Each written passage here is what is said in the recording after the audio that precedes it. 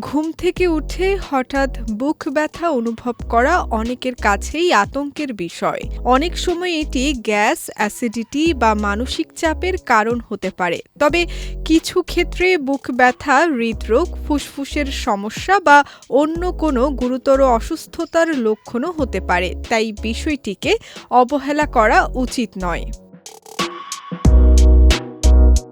হার্টজনিত কারণগুলোর মধ্যে সবচেয়ে ঝুঁকিপূর্ণ হল হার্ট অ্যাটাক। হৃৎপিণ্ডে রক্ত সরবরাহকারী ধমনী ব্লক হয়ে গেলে বুকের মাঝখানে চাপ ধরা ব্যথা অনুভব হতে পারে। এছাড়া অ্যানজাইনা, পেরিকার্ডাইটিস, মায়োকার্ডাইটিস এবং অর্টিক ডিসেকশনের মতো সমস্যাও বুক ব্যথার কারণ হতে পারে।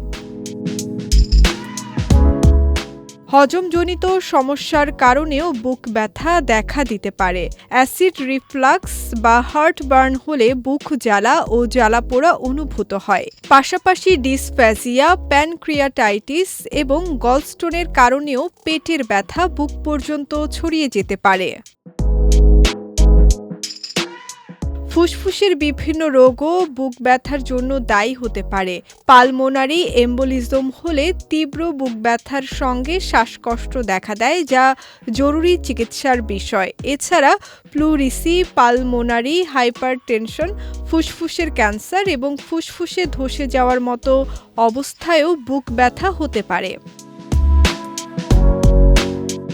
এছাড়া কস্টোকন্ড্রাইটিস, প্যানিক অ্যাটাক, মাংসপেশির টান বা পাঁজরের আঘাতের কারণেও ঘুম থেকে ওঠার পর বুক ব্যথা অনুভূত হতে পারে।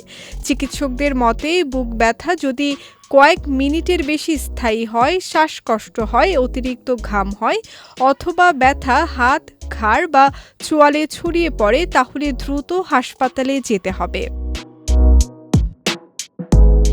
বুক ব্যথার কারণ সবসময় সাধারণ নয়, তাই ঘুম থেকে উঠে বুক ব্যথা অনুভব করলে নিজে থেকে অনুমান না করে প্রয়োজনে দ্রুত চিকিৎসকের পরামর্শ নেওয়াই সবচেয়ে নিরাপদ সিদ্ধান্ত। বিজয় টিভি নিউজ ডেস্ক।